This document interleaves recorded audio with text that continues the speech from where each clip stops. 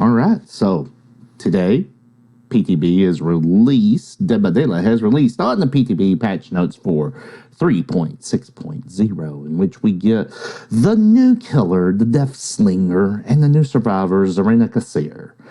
It's kind of cool. We also get a new map, the Dead Dog Saloon, the Grave of Glenvale. I mean, we got some kind of cool stuff. Let's take a look at the patch notes here. I'm going to go ahead and turn my camera back on. So what have they done? Well, we knew yesterday that they had some things coming out.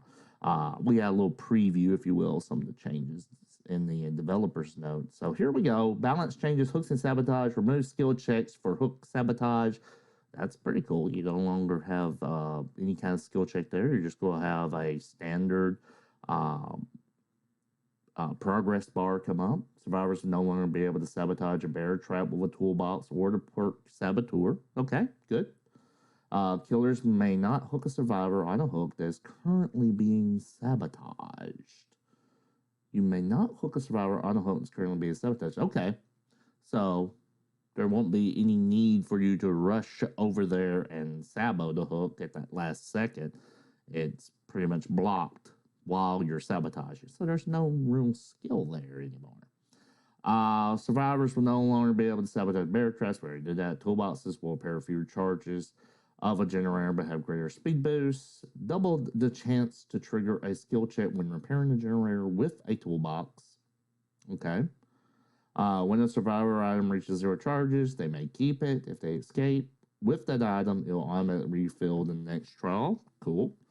Dropped items, 0 charges, behave the same way as items with charges. They can be picked up again later.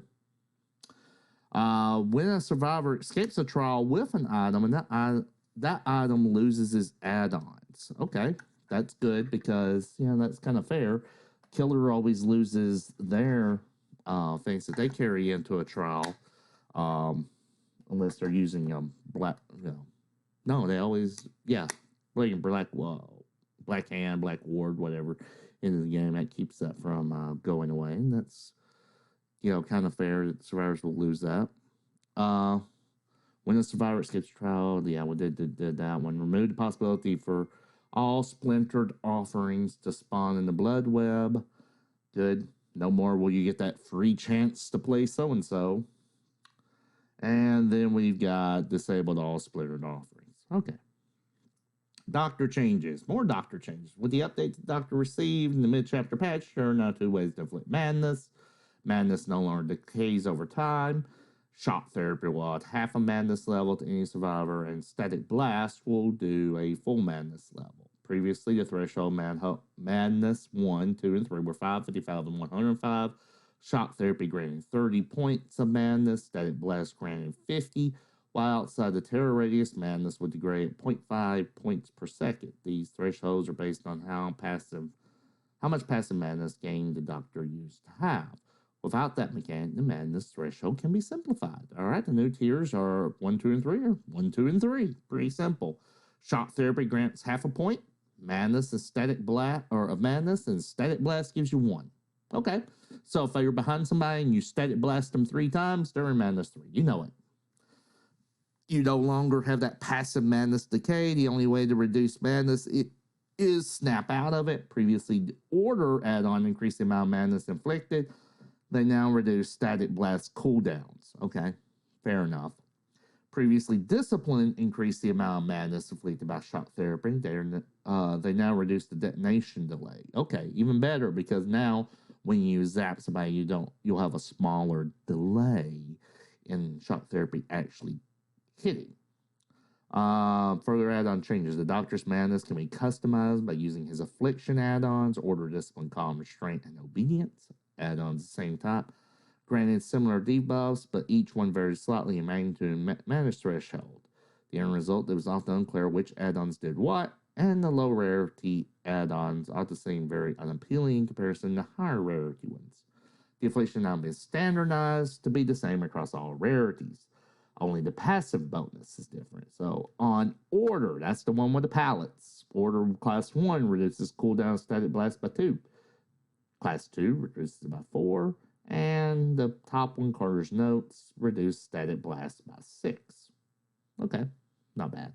The affliction of order used to vary in terms of what madness tier was required to show pallets and how far away from Dr. Pallets could spawn. These variables came across Order Class 1, Class 3, 2, and Carter's Notes. Survivors with madness suffer from the affliction of order. Broken pallets may appear to be replaced with illusionary pallets to persist until approached. The new illusionary pallet is generated at location of a random broken pallet every 20 seconds, and the doctor shares basic madness in order to read the orders. Okay, so we know where they are. The killer stain, that's discipline. Class 2 slightly reduces the detonation delay of shock therapy by 0.1 seconds. Class 3 reduces it by 0.2 seconds, and Carter's Notes reduces it by 0.3 seconds. The affliction of discipline used to vary in terms of how long the effect would stay active and whether they required chase to activate. Survivors with madness suffer from the affliction of discipline at madness 2. While on the chase, the survivor perceives an illusionary red stain and the terror radius as though the doctor is right behind them. It persists for 6 seconds after the chase ends. Madness level 3, they will always have the stain and the radius. Wow. And the doctor shares his patient man in order to see his illusionary red stain. With restraint, that's the one where the little ghost doctors pop up. Class 2 reveals the orders for 1 second when their madness increased. Class 3 for 2 seconds, and Carter's Notes gets you through 3 seconds. Used to vary in the extra duration, how much extra duration was granted. The passive bonus and restraint addons have not been changed. Survivors of madness suffer from affliction of restraint. Increase the duration to 8 seconds. These hallucinations normally last only 1 second, and the doctor shares in their madness. Okay. Calm, the terror radius. And terror radius decreased by 4 meters at class 1, previously plus minus 10%. The terror radius decreased by 6 meters at class 2, and at class 3, or Carter's Notes, terror radius decreased by 8 meters. That's substantial. It's used to vary terms of madness. We're just going to go on. Survivors with madness suffer from affliction of calm, and madness 2 intermittently causes the survivor to hear a distant illusionary heartbeat. And at madness 3 constantly causes survivors to hear a distant illusionary heartbeat. Obedience, we reversed their skill checks. Obedience broke the pattern of affliction add-ons and has been removed. Oh man, that's cool. I wish they'd kept that. Ah man. So no longer do you get to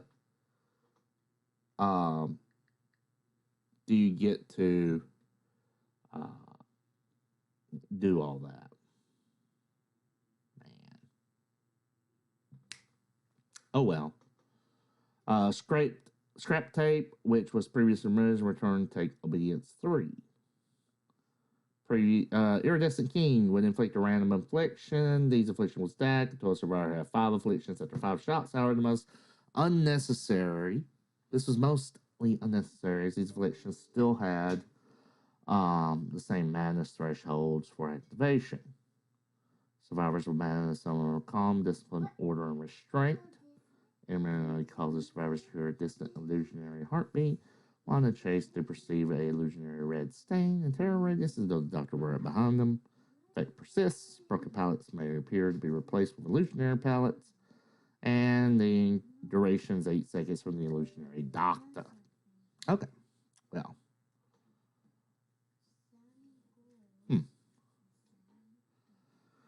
Now, electrodes. What have they done to that? Increase the shock therapy range by a percentage of the cost of a small penalty to shock therapy charge. Moldy increases the range by 2, polished by 3, high stimulus by 4, and the interview tape range increased from 20 meters to 24. That's the one where it does it as a circle around the doctor rather than a beam. All right. Survivor perks, saboteur, sea hooks, R's, and a 56-meter radius from the pickup spot. If a survivor is being carried, sabotage hook will fire toolbox, takes 2.5 seconds. The sabotage action has a 60-second cooldown. The perk Ace and Hole now adds the ability to keep add-ons when escaping a trial with an item. Now, those two things are pretty cool. I don't even have any of Ace's perks because I didn't really see a point in them for me. However, now Ace in the Hole seems like it might be something cool to carry in with you if you don't want to lose something, if you get out. And then there's a whole bunch of bug fixes, map-specific cosmetics, stuff like that. So that's what's going up on the PTB right now, today. And we have the Chains of Hate, as it is now called. Ooh, likey. All right, let's go into his backstory. Born in the dust-ridden Badlands of the American Midwest, Caleb Quinn was son to struggling Irish immigrants. You know what? We're not even going to read this right now. We'll come back to that. People want to know the important things. They want to know his perks and his power. So let's start with the power. The Deathslinger's ingenuity affords him the ability to reel in bounties with a unique invention. A heavily modified hybrid rifle that replaces conventional ammo with a razor-sharp spear affixed to a chain. Hey, it's Scorpion from Mortal Kombat. The Redeemer. Press and hold the power button to aim down sights. Press the attack button to shoot a spear that can lodge itself in a survivor and allow them to be reeled in towards the Deathslinger against their will. While a survivor is speared by the Redeemer, press and hold the power button to reel them in towards you. Survivors may struggle against the chain or use the environment to pressure the chain to break. Doing so will result in briefly stunning the Deathslinger, as well as putting the survivor in the injured state and applying the deep wound status effect. Using a basic attack while the survivor is speared will break the chain without applying a penalty to either the Deathslinger or the survivors. Successfully hitting the survivor with a basic attack while they are speared and healthy will apply the deep wound status effect. Alright, so successfully hitting the survivor with a basic attack while they are speared and healthy will also apply the deep wound status effect. So it will hurt them and apply deep wounds. Okay. Reload. The Redeemer must be reloaded after every shot before it can be fired again. Press and hold the active ability button to reload the Redeemer. So one shot, then you have to spend time reloading. Okay. What is his perks? Gearhead. You got an ear for well-oiled gears. After hitting the survivor 2 times with your basic attack, Gearhead activates for 35 seconds. Each time a survivor completes a good or great skill check while repairing, the generator will be revealed by a yellow aura for as long as it's being repaired. Ooh, as long as it's being repaired. Okay. Dead Man Switch. You become obsessed with one survivor. After hooking in possession, Dead Man Switch activates for the next 35 seconds. While activated, any survivor that stops repairing a generator before it's fully repaired causes the entity to block that generator until Dead Man Switch effects ends. Affected generators are highlighted by a white aura. Killer can be obsessed with only one survivor. So again, it's only one survivor, but it blocks the generator when they stop if you get them off of it. And finally, Hex Retribution. A hex that lashes out upon its destruction. Those across you will be punished. Any survivor who cleanses a dull totem will suffer from the oblivious status effect for 35 seconds. If any hexstone is cleansed, including this one, the aura of all survivors is revealed for 10 seconds. Holy cow. We don't need to call him Caleb Quinn. We need to call him Jonah Hex, because that is a hex perk and a half right there. I like it. I like it a lot. All right, so let's jump on over here, and we'll look at the Survivor real quick. I may not play Survivor much, but I understand people like to hear about them. There's Zoe. All right, so what is her teachables? Off the record, you've learned that a quiet approach is sometimes best. Once you've unhooked or escaped from a hook, off the record activates for a minute. While off the record is active, your aura will not be shown to the killer, and grunts of pain caused by injuries are reduced by 100%. Nice. Red herring, you've noticed that people pay attention to whatever makes the loudest noise. After repairing a generator for at least 3 seconds, it will be highlighted to you with a yellow aura. The generator stays highlighted until it's fully repaired, or you repair a new generator or enter a locker. Entering a locker will trigger a loud noise indicator for the killer at the highlighted generator location. Oh, okay. So she basically has a pebble when she hides to make a boom at the generator she's been working on. Not bad. That's pretty cool. Takes 100 seconds for it to regenerate. It's not overpowered. For the people, you risk life and injury for others. For the people is only active while at full health. Press the active ability button while healing another survivor without a med kit to instantly heal them from dying to injured or from injured to healthy. So 1 health state. You become injured and receive a broken status effect for 110 seconds.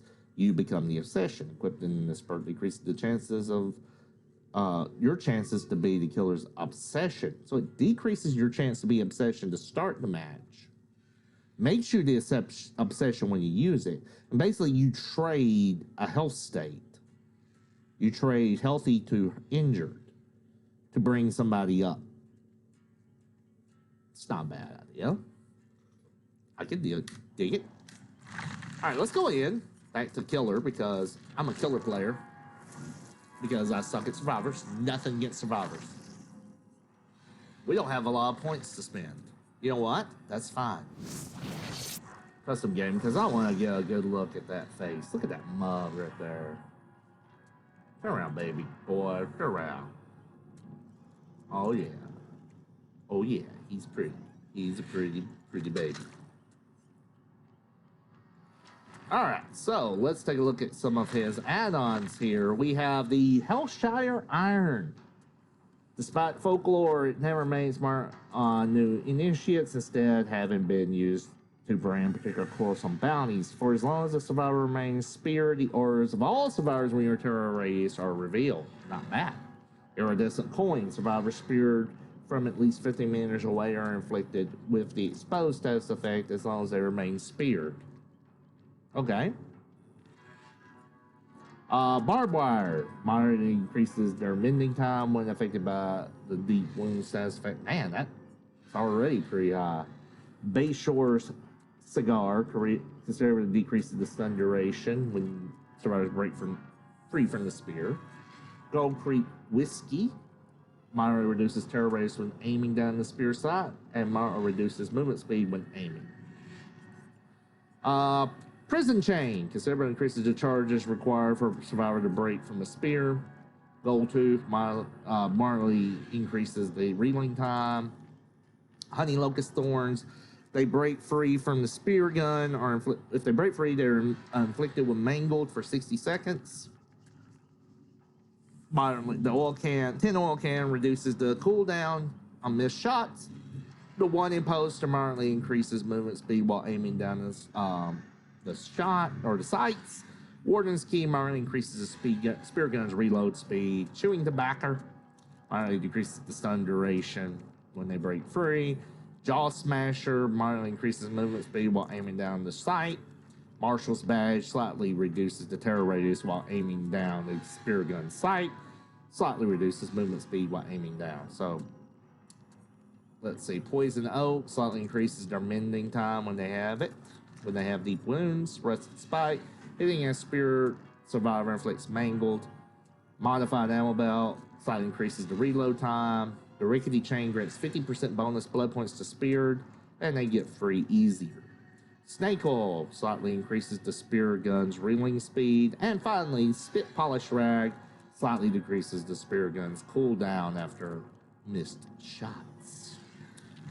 All right, so let's take big boys into a game here. See how this works out.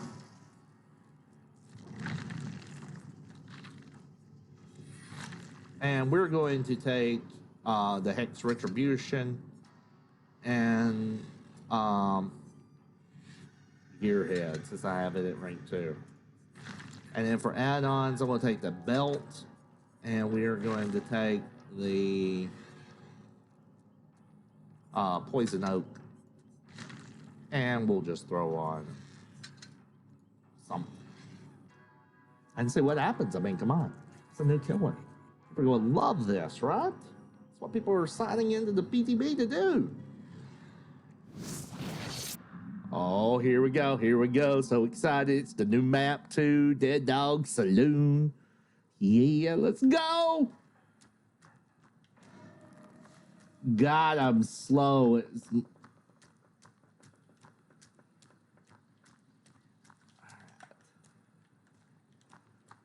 Oh, so slow.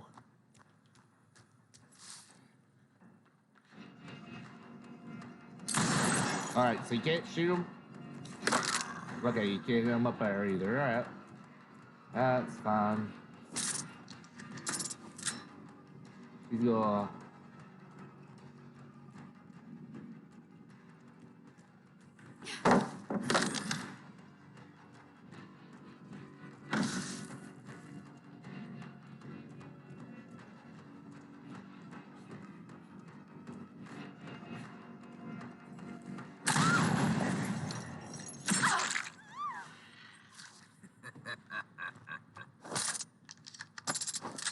All right, so one hit.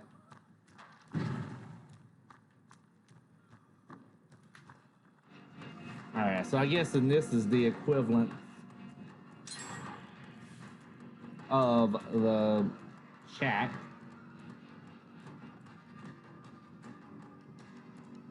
All right, let's see what we got going on here. Oh, she.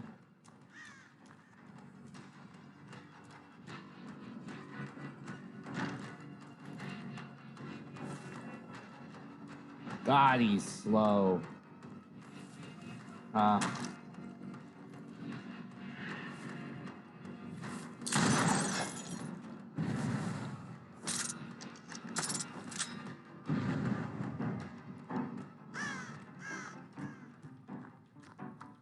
right.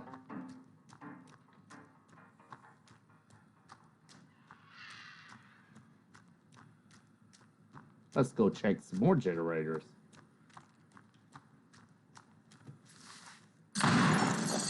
Wow, I just totally blew that.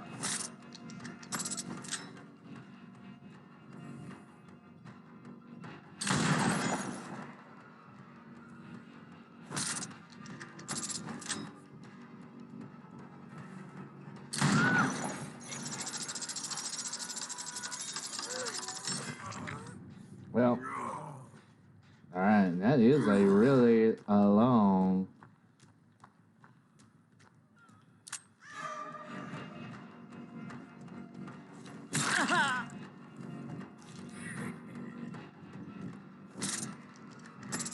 Reloading.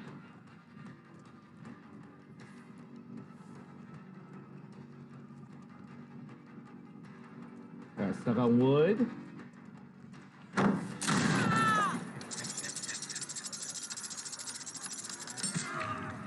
right, so he's deep wounded.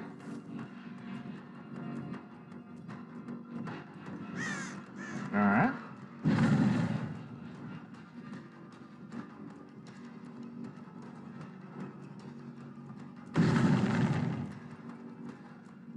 We're gonna break this. So he uses the butt of the gun to break it.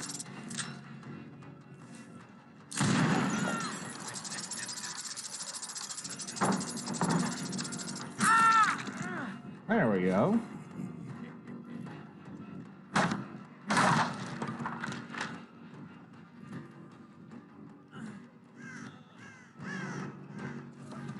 Whoa! All right. Nope.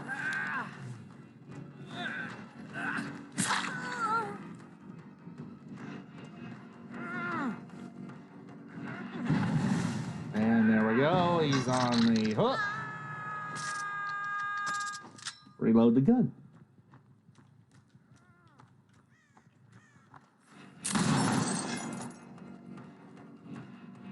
Reload.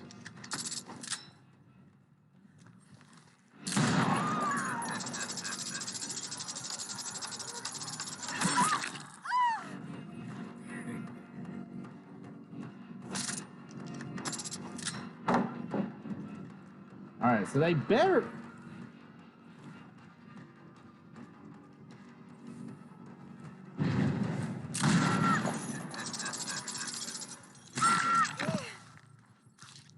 Alright.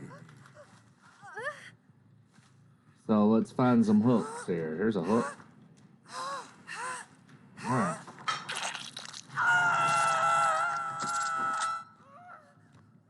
Alright, that rock back there, though, got my attention.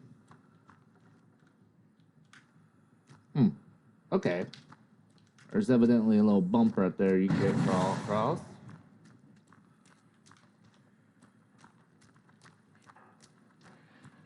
It's right here. Right above me. I wonder if you could pull them off of that. That'd be kind of interesting. Break that.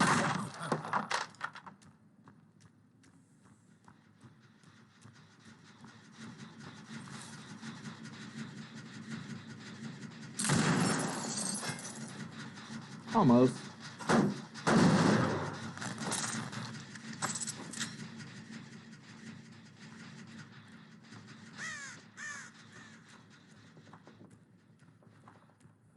I guess that's a gate.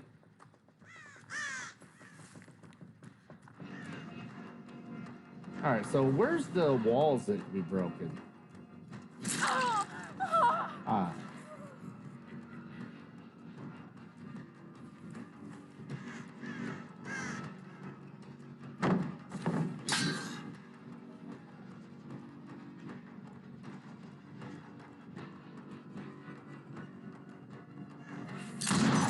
Oh.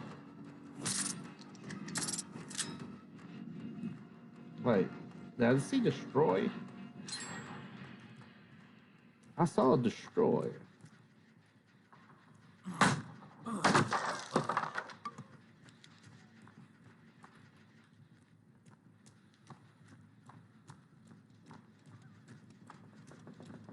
Alright, yeah, let's go up there.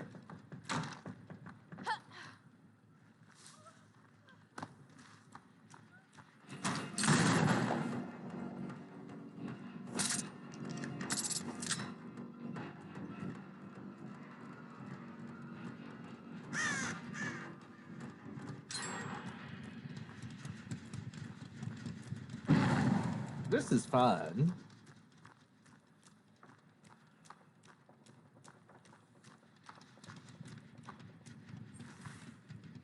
I don't like whatever that is, this invisible wall here. That needs to get fixed, but of course it is PTB. Alright, where's another wall to break?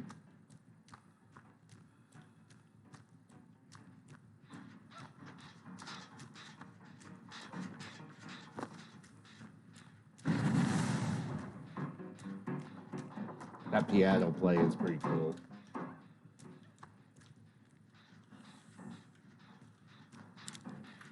Yep, you're upstairs, I know that.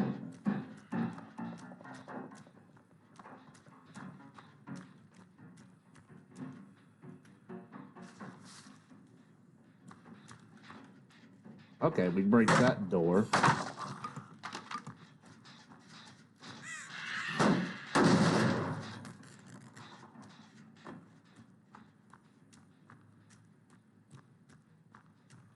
Alright. I wonder if anybody's back here in this one.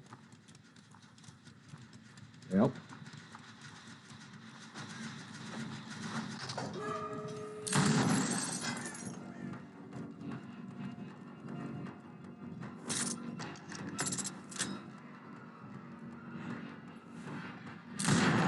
Come here, boy!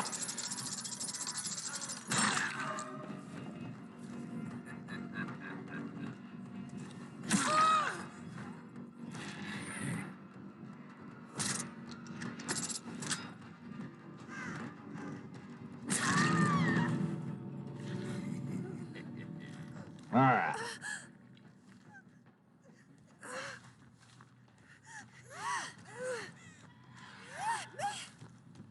What's up?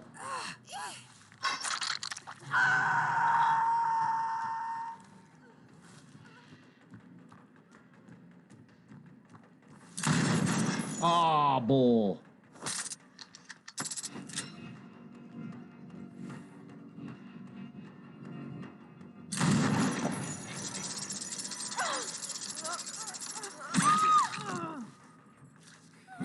That big balls move right there.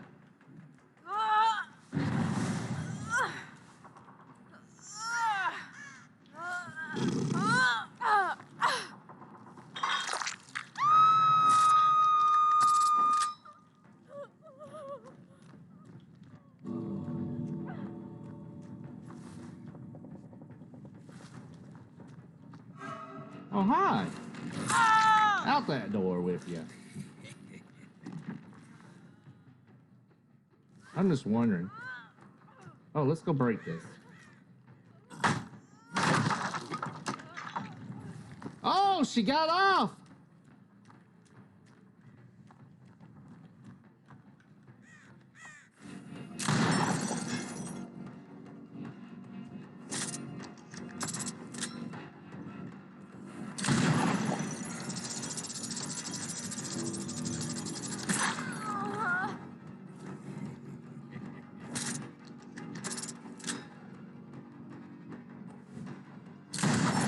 Ah, it'd be great if you could do that. All right, I like it. I love it. Let's see what we did. How did we do? We completed the ritual. We got the spear, the reel, and hit 5 survivors. That's good.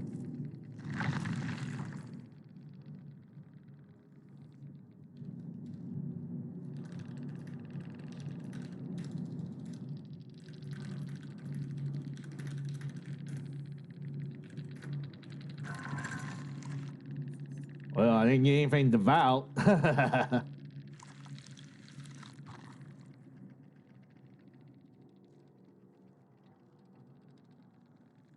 Not bad. So, what are my takes here on the new killer? Well, I kind of like him. He's kind of pretty cool. Let me get a good picture up here while we do this.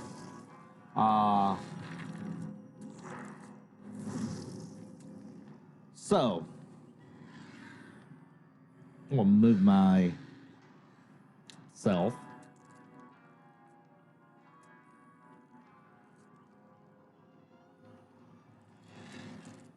So, what are my thoughts on Big Boy right up here? Well, I kind of like the Deathslinger right now. Yes, he's new. Yes, he's going to have a learning curve. I enjoy the shooting part of it. It seems that the aim is all right.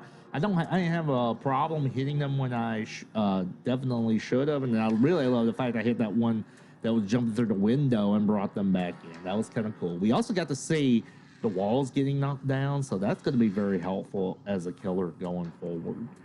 Being able to break those extra walls down, like right there, what I thought was kind of looking like a killer shack. I don't think it was, but kind of resembled one. You know, being able to knock that side wall out. It's not that great, but you know, it did lessen the loop some, and it gets around the pallet if the pallet was there.